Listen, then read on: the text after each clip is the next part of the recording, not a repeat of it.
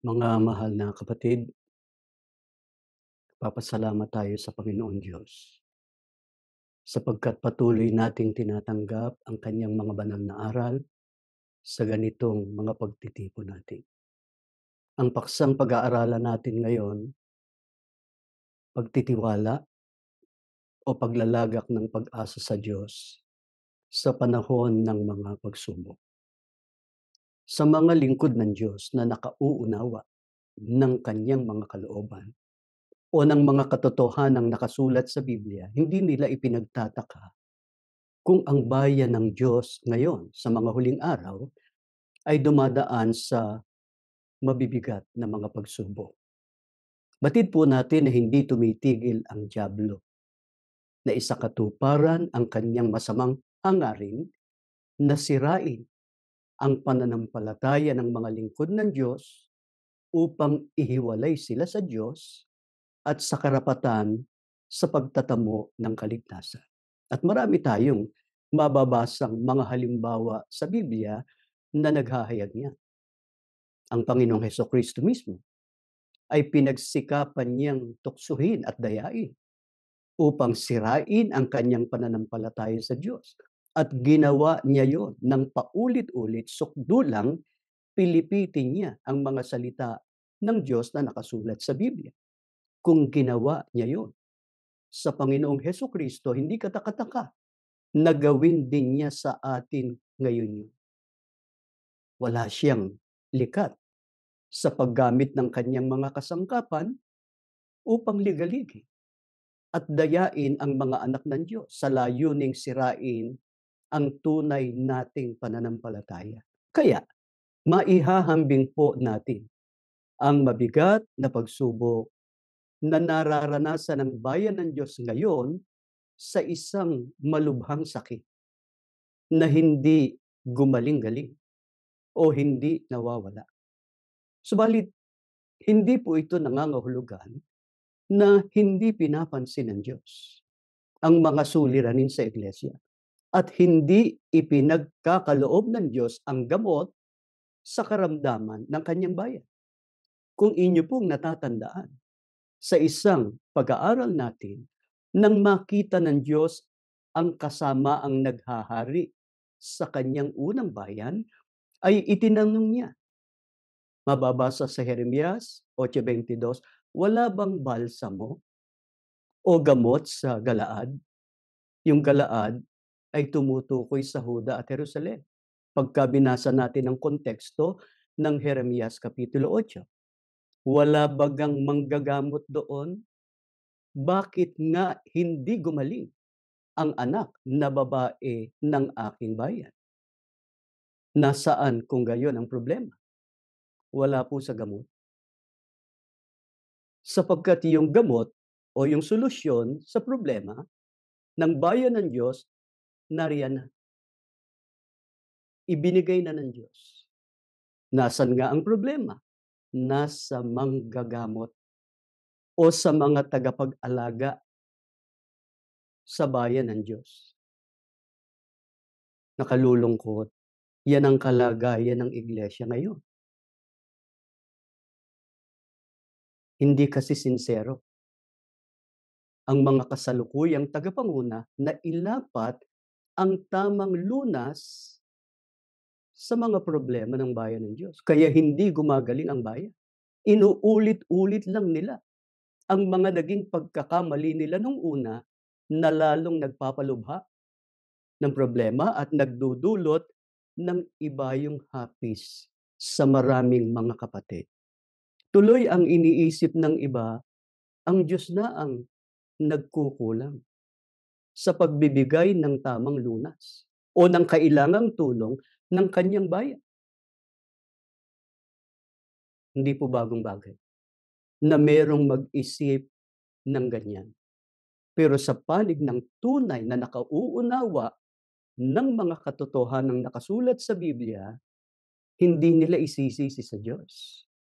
Hindi nila ipagdaramdam sa Diyos ang nangyayari ngayon sa bayan ng Diyos. Meron bang mga lingkod ng Diyos nung una na ang hinanakit nila ay nasa Diyos dahil sa mga mabibigat na suliranin na nakitang nangyayari? Pakinggan niyo ang unang mga talatang babasahin ko dito sa Habakuk sa 1, 2 hanggang 4. Ganito ang sinasabi, "O Panginoon, hanggang kailan dadaing ako at hindi mo didinggin? Ako'y dadaing sa iyo dahil sa pangdadahas at hindi ka magliligtas. Bakit pinagpapakitaan mo ako ng kasamaan at iyong pinamamasdan ng kasamaan? Sapagkat ang kasiraan at pangdadahas ay nasa harap ko at may pakikipag-alit at pagtatalong bumabangon. Kaya't ang kautusan ay natitigil at ang katarungan ay hindi lumalabas kailanman, sapagkat kinukulong ng masama ang matuwid, kaya't ang kahatulan ay lumalabas na liko." Ang binasa po natin ay naging hinanakit sa Diyos ng propetang si Habakuk dahil sa nakita niyang mga kasamaan sa paligid niya. Ano ang may pagdaramdam na sinabi niya sa Panginoon? "Hanggang kailan ako dadaing at hindi mo didinggin? Ako'y dadaing sa iyo dahil sa pangdadahas at hindi ka magliligtas. Bakit pinagpapakitaan mo ako ng kasamaan at iyong pinamamasdan ng kasamaan? Ang kasiraan at pagdadahas ay nasa harap ko. May pakikipag-alit at pagtatalong bumabangon. Ang kautusan ay natitigil. Ang katarungan ay hindi lumalabas kailanman. Kinukulong ng masama ang matuwid, kaya't ang kahatulan ay lumalabas na liko." Merong ganito na rin ang nagiging damdamin sa Panginoong Diyos, na ang naiisip, hindi na nakikinig ang Diyos. Wala nang pakialam ang Diyos sa mga nangyayari sa iglesia ngayon. Dati ang payapa ng iglesia. Dati maayos na maayos ang iglesia sa panahon ng mga naunang namahala. Pagka may ligalig, pagka may suliranin, nasusolusyunan kaagad. May nagkagalit na magkapatid, hindi nagkasundo, inaayos yun. Merong gumagawa ng katiwalian, agad dinidisiplina yun. Hindi pumayag ang mga naunang namahala sa iglesia na ang maghari sa iglesia kaguluhan, pandadahas, kawalang katarungan. Pero ngayon, nangyayari ngayon yan sa bayan ng Panginoong Diyos. Pero hindi natin dapat isipin na walang pakialam ang Diyos o hinahayaan na lang ng Diyos ang mga kaguluhan, ang iba't ibang mga suliranin na maghari sa iglesia. Kaya ang susunod nating tanong, marapat ba nating isipin na walang pakialam at di pinapansin ng Diyos ang mga suliranin ng iglesia, ang mga tiisin ng mga lingkod niya? Dinggin ninyo ang nakasulat dito po sa awit, sa 121, mga talatang 2 hanggang 4. "Ang saklolo sa akin ay nanggagaling sa Panginoon na gumawa ng langit at lupa. Hindi niya titiising ang paamoy makilos. Siyang nag-iingat sa iyo ay hindi iidlip. Narito siyang nag-iingat ng Israel, hindi iidlip ni matutulog man." Ang nagsasalita sa mga talatang ito ay ang lingkod ng Diyos na si David, na nakaranas din ng maraming tiisin. Anong patotoo niya? Ang sabi niya, "Ang saklolo sa akin ay nanggagaling sa Panginoon na gumawa ng langit at lupa."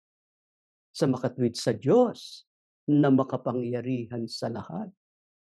Hindi niya titiising ang paa mo'y makilos.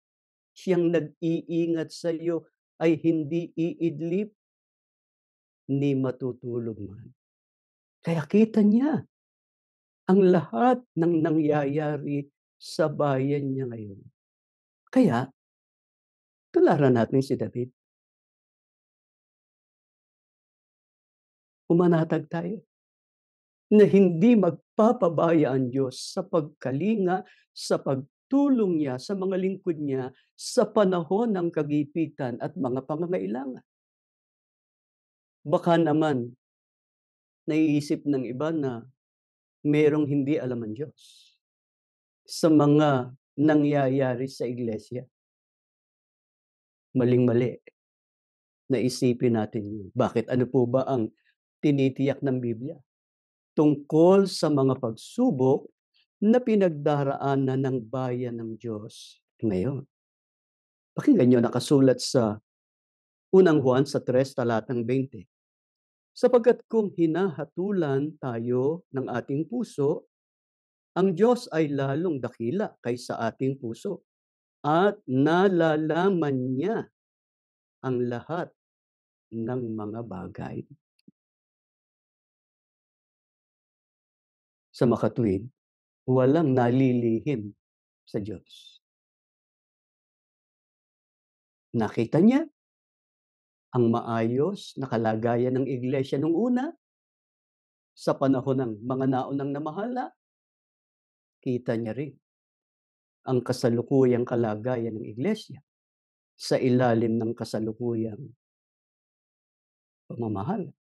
Sapagkat tiniyak ng Biblia, nalalaman ng Diyos ang lahat ng mga bagay. Eh anong tiyak na kabilang o kasama sa lahat ng mga bagay na nalalaman o nababatid ng ating Panginoon Diyos? Pakinggan niyo, nakasulat sa Exodo sa 3, talatang 7. At sinabi ng Panginoon, akin ngang nakita ang kadalamhatian ng aking bayan na nasa Ehipto at aking dininig ang kanilang daing dahil sa mga tagapag-atag sa kanila, sapagkat talastas ko ang kanilang kapanglawan. Ano po ang tiyak na kabilang o kasama sa lahat ng mga bagay na nalalaman o nababatid ng Diyos? Kita po niya ang kadalamhatian at kapanglawan ng kanyang bayan at dinidinig ang kanilang daing. Ito pong binasa natin ay noong ang Israel ay nasa pagkaalipin sa Ehipto. Anong sabi ng Diyos? Nakatunayang nakita niya ang naging kalagayan ng bayan niya at pinapansin niya yon.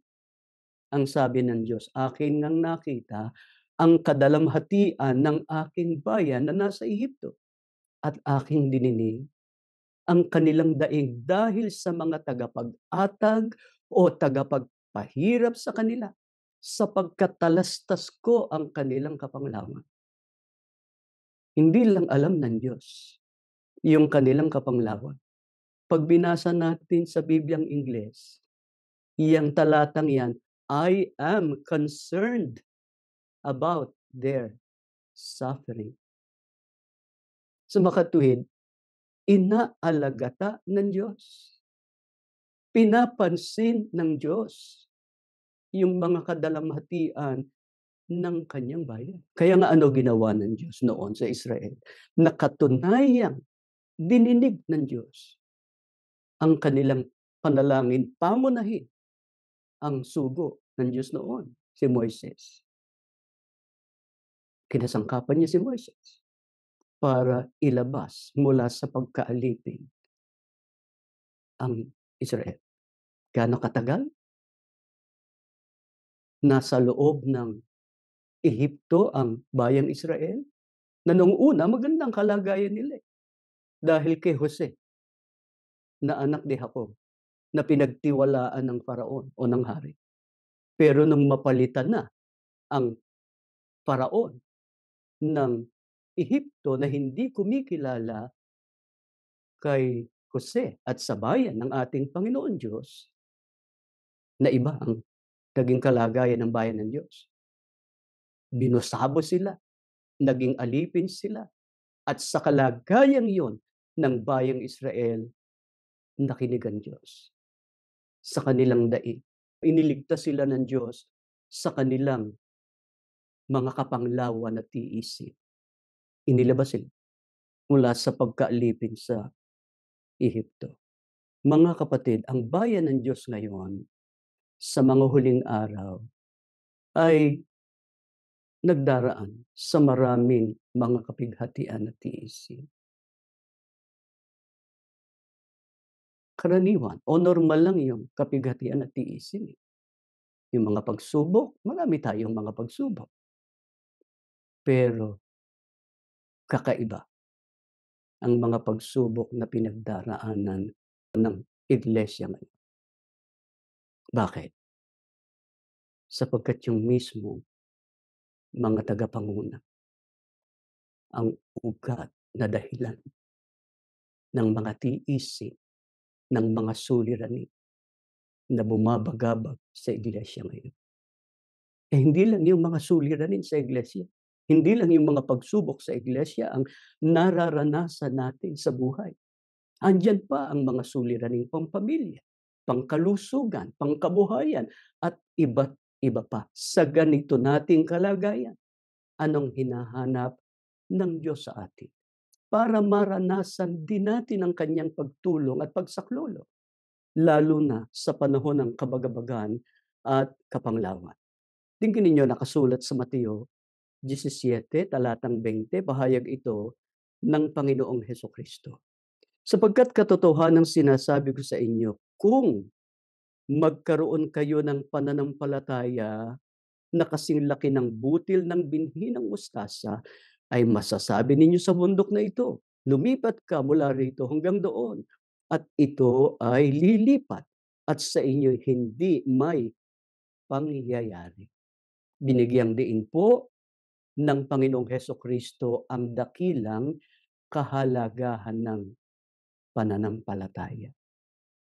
Kung meron tayong pananampalataya, sabi nga niya, kahit kasing laki ng butil ng binhi ng mustasa, masasabi ninyo sa bundok na ito, lumipat ka mula rito hanggang doon, at ito'y lilipat, at sa inyo'y hindi may pangyayari.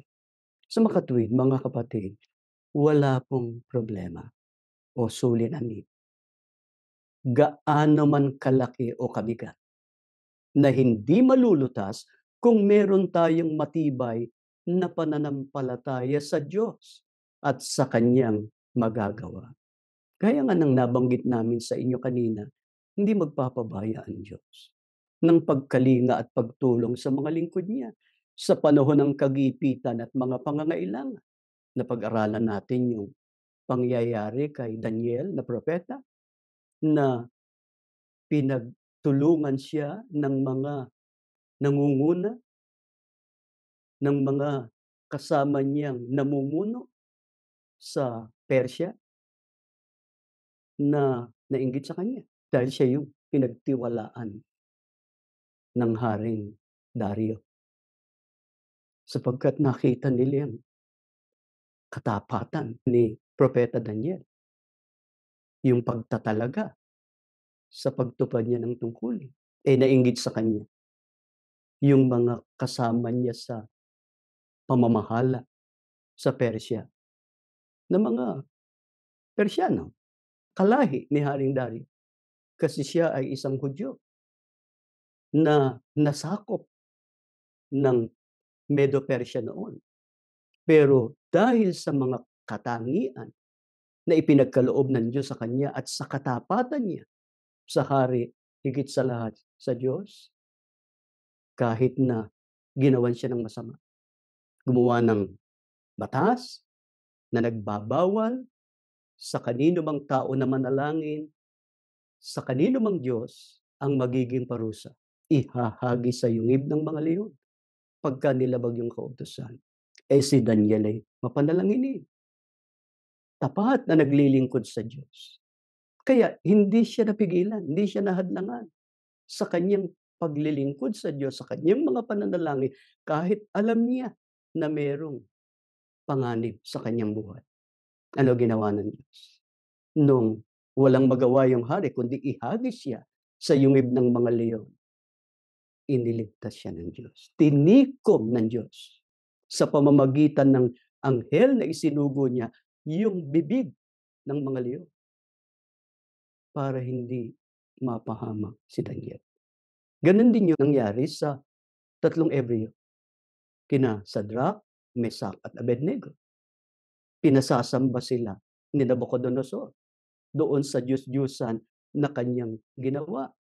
Hindi sumunod ang tatlong Hebreo. Nanindigan sila sa panig ng Panginoon Diyos. Ano sabi nila? Kahit hindi kami iligtas ng Diyos, hindi kami sasamba diyan sa Diyos-Diyusang ginawa mo. Ano ba parusa? Doon sa lumabag, ihahagis sa horno na naglalagablab sa apoy. Ano ang ibinunga ng kanilang paninindigan? Iniligtas sila ng Diyos. Mga mahal na kapatid, napakabibigat ng mga pinagdaanang yun ng mga lingkod ng Diyos. Pero hindi sila pinabayaan ng Diyos. Bakit? Dahil lubos silang sumampalataya sa Diyos at sa kanyang magagawa. Paano natin mapatutunayan o maipakikita sa Diyos ang matibay nating pananampalataya? Basta ba mananalig lang tayo sa Diyos? Basta ba aasa lang tayo sa Kanya? Pakinggan niyo, nakasulat dito sa awit sa 37, mga talatang 3 hanggang 5. Umasa ka sa Diyos, ang mabuti gawin, at mananahan kang ligtas sa lupain. Sa Diyos mo hanapin ang kaligayahan, at ang pangarap mo ay yung makakamtan. Ang iyong sarili sa Diyos mo ilagak. Pag nagtiwala kay tutulungang ganap. Paano natin mapatutunayan o maipakikita sa Diyos ang matibay nating pananampalataya sa Kanya? Ang sabi ng lingkod ng Diyos na si David, umasa ka sa Diyos. Mahalaga yun na umasa, itiwala sa Diyos ang lahat-lahat sa buhay natin. Pero sino yung tunay na umaasa? Sino yung tunay na tumitiwala? Ang sabi, umasa ka sa Diyos, ang mabuti gawin. Ano ba yung mabuti? Ito, yung mga salita ng Diyos. Mabuti, banal, matuwid, yun ang ginagawa o tinutupad ng tunay na umaasa sa Diyos. Ano ang maaasahan sa Diyos? Nang umaasa at ginagawa yung mabuti o nagpapakatuwid. Ang sabi, mananahan kang ligtas sa lupain.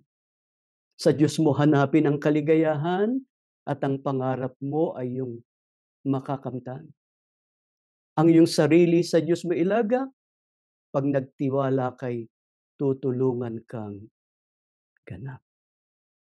Kaya mga kapatid, yung umaasa sa Diyos, yung itinitiwala sa Diyos ang lahat-lahat sa buhay niya, kahit pa nasa kadalamhatian, kahit pa nasa mabibigat na suliranin at maraming pagsubok sa buhay, nagpapakatuwid.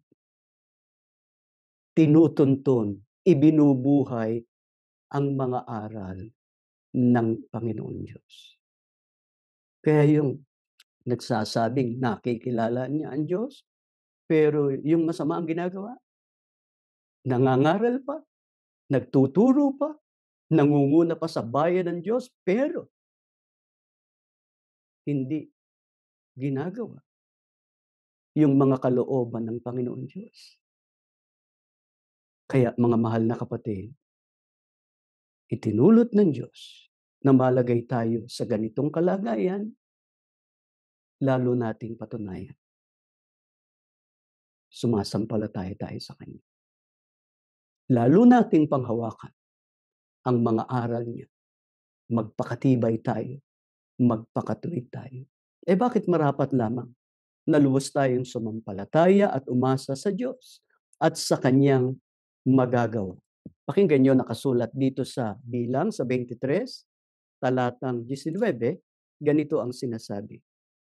Ang Diyos ay hindi tao na magsisinungaling, ni anak ng tao na magsisisi. Sinabi ba niya at hindi niya gagawin, o sinalita ba niya at hindi niya isasagawa?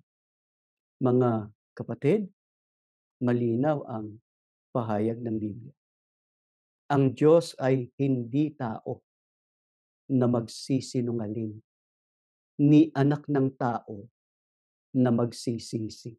Pag sinabi niya, gagawin niya. Pag sinalita niya, isasagawa niya.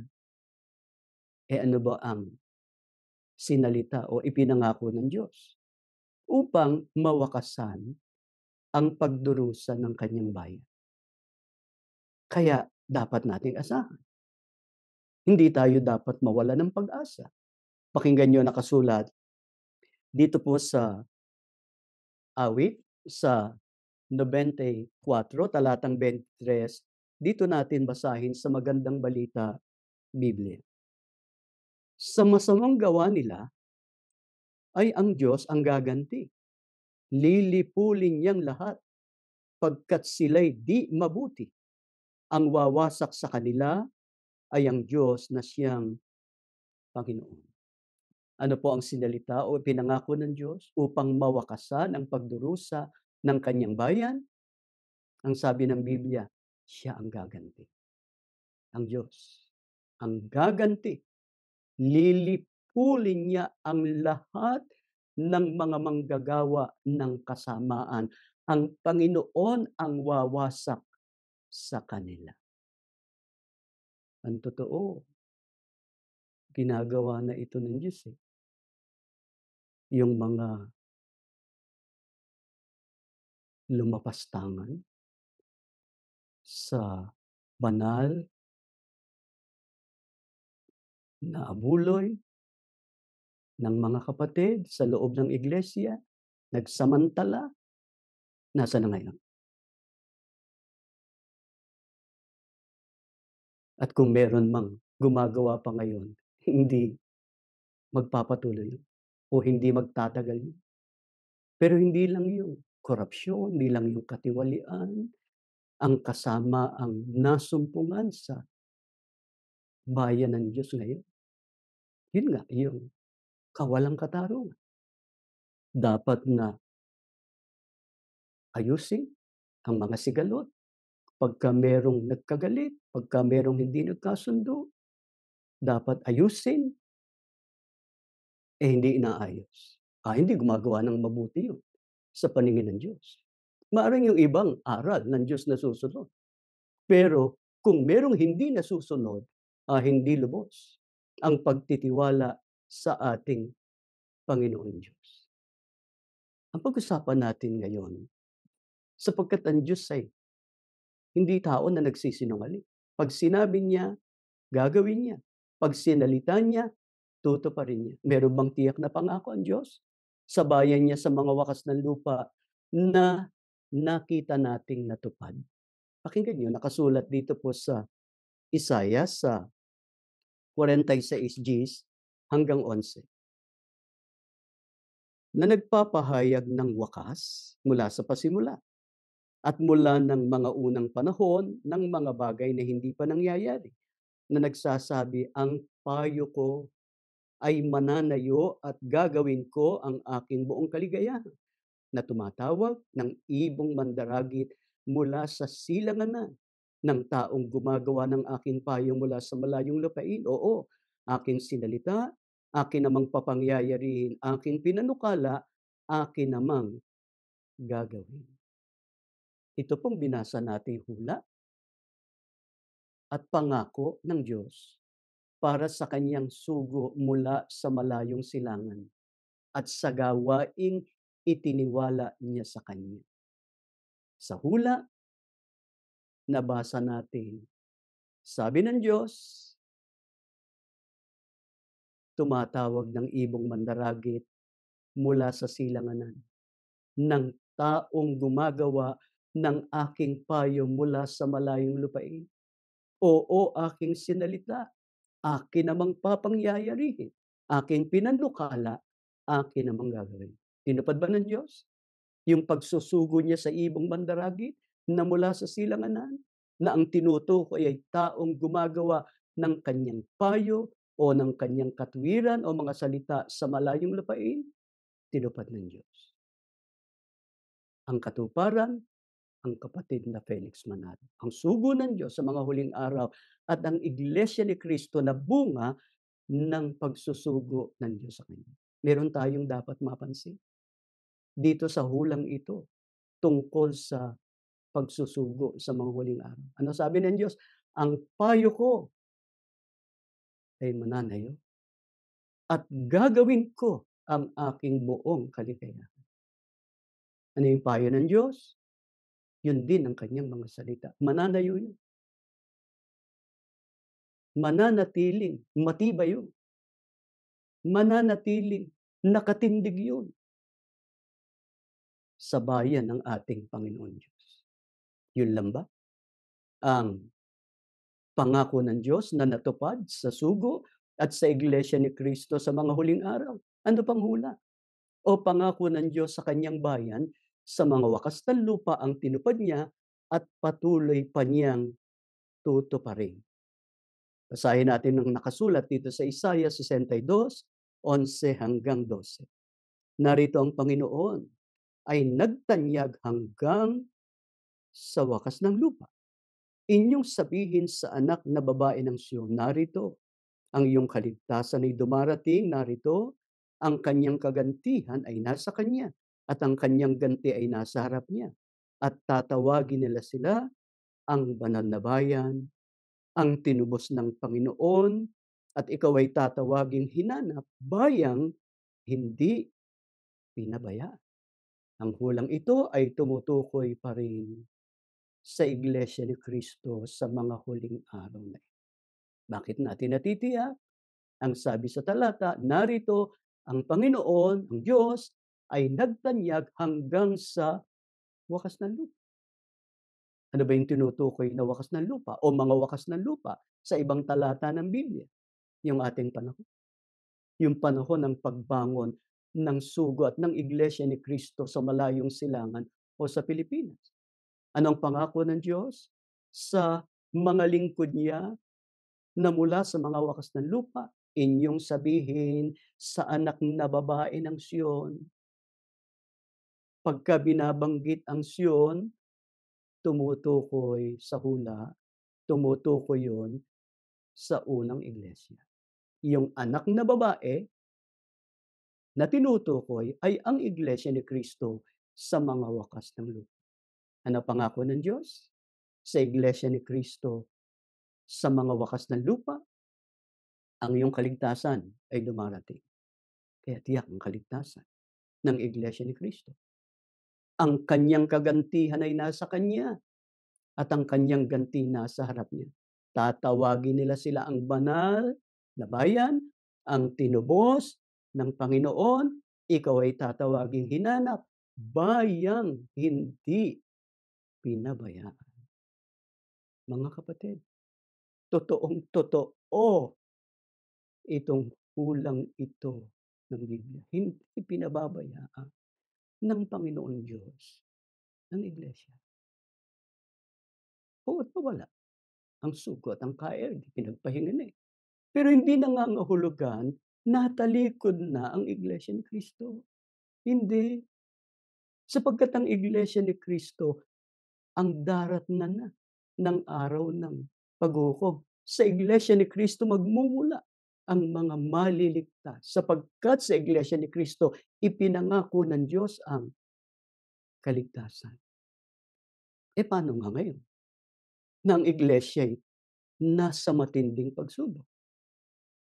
Hindi ba katunayan niyan na pinabayaan na ng Diyos ang Iglesia? Yung nangyayari ngayon sa Iglesia, hindi naman nangyari yun eh. sa panahon ng unang mga namahala sa iglesia, na ang sumisira sa iglesia, yun mismong mga tagapangulo. Mga kapatid, may tiyak bang pangako ang Diyos sa kabilang sa bayan niya sa mga huling araw na hindi niya sila pababayaan? Pakinggan niyo nakasulat dito sa Zacarias, sa 13 talatang 9. At aking dadalhin ang ikatlong bahagi sa apoy, at sila'y dadalisayin ko na parang pilak na dalisay, at sila'y susubukin ko na parang pagsubok sa ginto. Sila'y magsisitawag sa aking pangalan at akin silang didinggin. Aking sasabihin, siya'y bayan ko, at kanilang sasabihin, ang Panginoon ay aking Diyos. Pamilyar tayo sa hulang ito. Ikatlong bahagi tumutukoy sa Iglesia ni Cristo sa mga huling araw.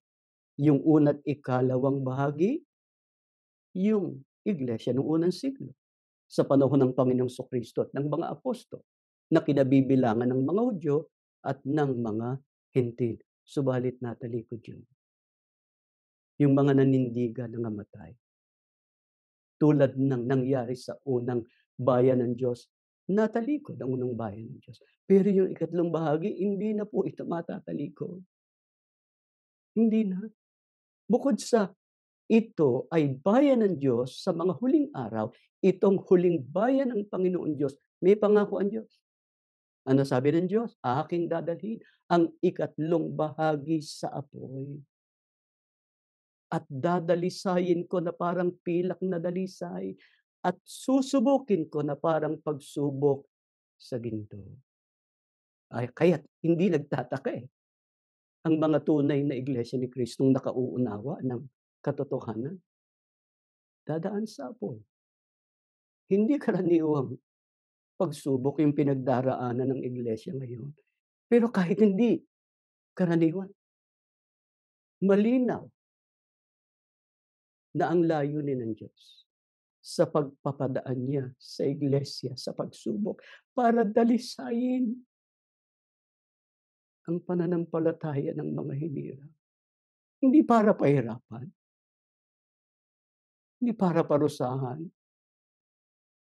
basta nagpapakatuwid tayo, basta sumusunod tayo sa mga aral ng Diyos. Ito pangako ng Diyos, pagdaan natin sa matinding pagsubok, sila'y magsisitawag sa aking pangalan, akin silang didinggin. Aking sasabihin, siya'y bayan ko, at kanilang sasabihin, ang Panginoon ay aking Diyos. Kayang maling-mali yung mga nagsasabi ngayon, talikod na ang iglesia, hindi na sa Diyos ang iglesia.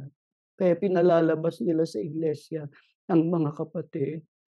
Mga kapatid, dito tayo manghawak sa mga hula, sa mga katotohanan, sa mga pangako ng ating Panginoon Diyos. Kaya sa halip na mabalisa tayo, manghina ang loob, mahadlangan sa pagtupad ng ating mga tungkulin sa Diyos, anong dapat natin gawin sa bawat pagkakataon, lalo na sa panahon ng matinding pagsubok at pangangailangan? Tingnan ninyo nakasulat sa Filipos sa 4, talatang 6, ganito ang sinasabi.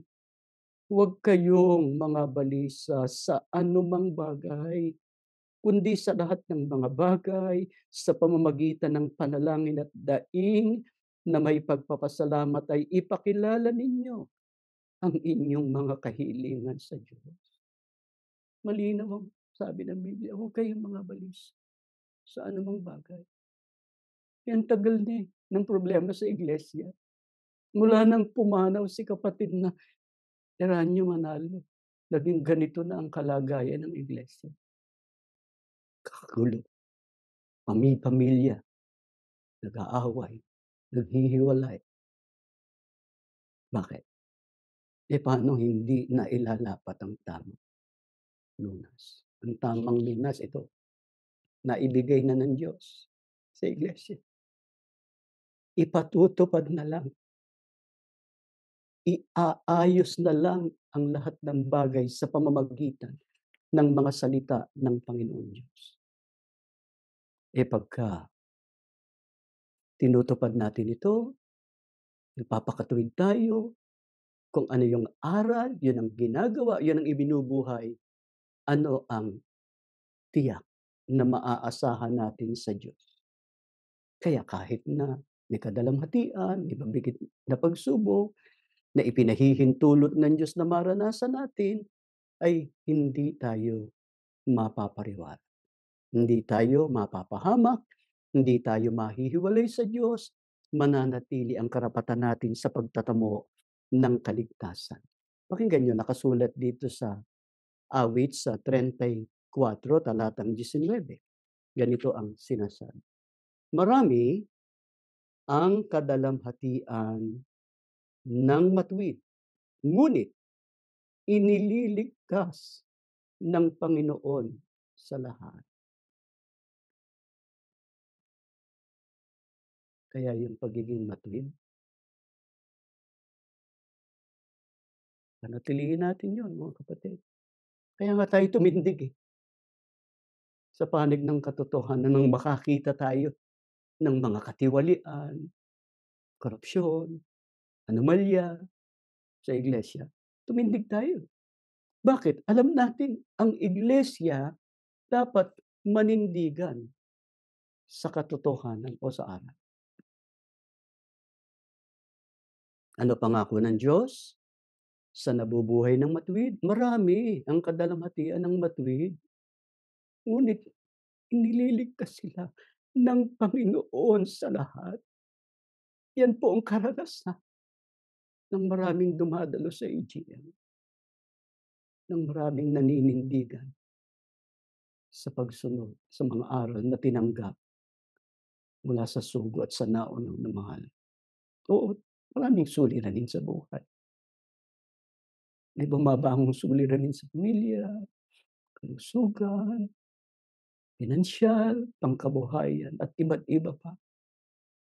Pero ang Diyos hindi nagpapabaya.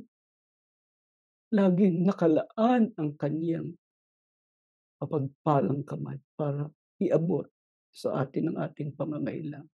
Yung problema sa iglesia, alam ng Diyos yun. Siya ang nakakaalam kung hanggang kailan ipahihintulot niya na ang iglesia ay nasa ganitong kalagayan. Pero mga kapatid, may pangako ang Diyos, hindi niya pababayaan. Kung pinadadaan man sa mga pagsubok, ano layunin ng Diyos?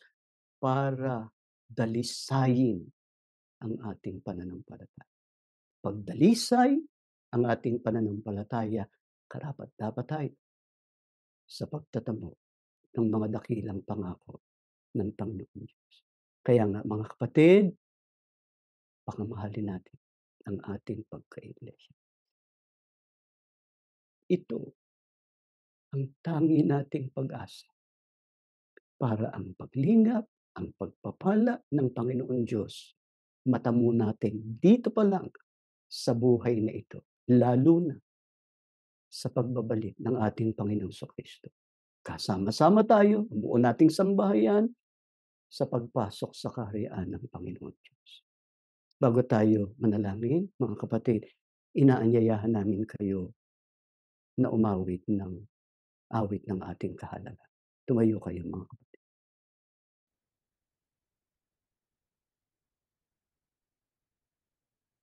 Ama naming Diyos na makapangyarihan sa lahat, nag-uumapaw sa puso namin ang kagalakan sapagkat sa pagsamba namin ngayon, muli ka pong nagpakahayag.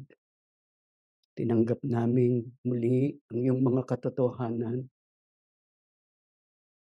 ang mga patotoo mo na ang Iglesia ni Kristo sa mga huling araw, ang bayan mo, narito ang iyong mga anak na pinaglaanan ng iyong mga pangako.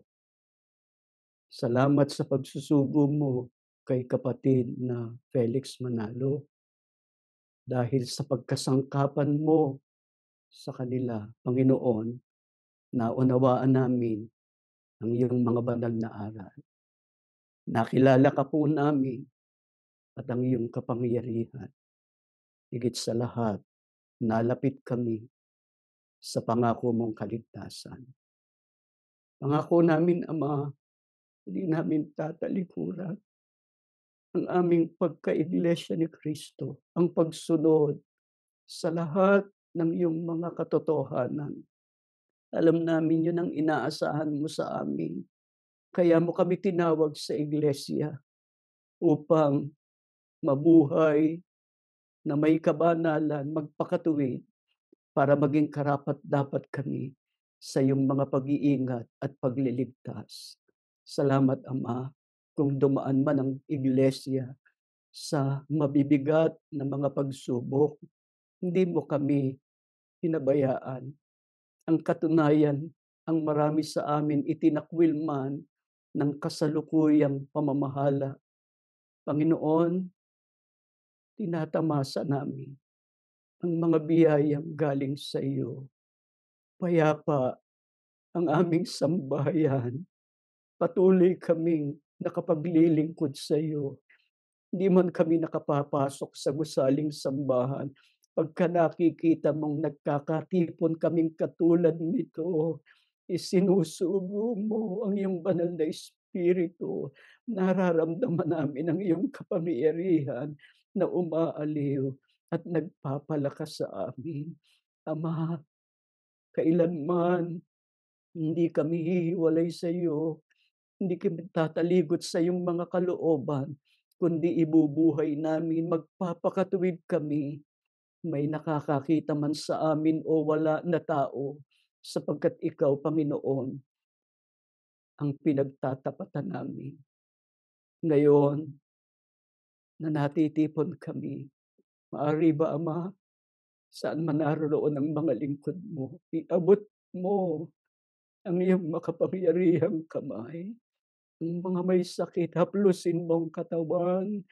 Ang mga may suliranin, lunasan mo. Ang mga bagabag, pagaanin mo po ang pasan namin. Pagpalain mong buo naming sambahayan. Gawin mo kaming mananampalataya, mga tapat na iglesia ni Kristo, upang pagka isinugo mo ng iyong bugtong na anak, pagka ibabangon mo na ang sugo, ang naunang namahala, ang mga tapat na iglesia ni Kristo, makakasama kaming papasok sa iyong banal na kaharian. Panginoong Hesukristo, salamat ng marami, nariyan kang palagi para ipamagitan sa mga aming mga panalangin. Dagdagan mo pa ang aming pananampalataya, ang kakayahan naming magtiis. Huwag kaming mawawalan ng pag-asa, kundi maging matatag kami sa pagtataguyod ng aming pananampalataya. Ama, sumasampalataya kami, kakasangkapanin mo pa ang mga pagtitipon naming katulad nito habang naghihintay kami sa dakilang araw na iaayos mo na ang lahat ng mga bagay sa iglesia. Tumitiwala kami, Ama, dininig mo ang aming panalangin sa ngalan ng Panginoong Hesukristo na aming tagapagligtas. Amen.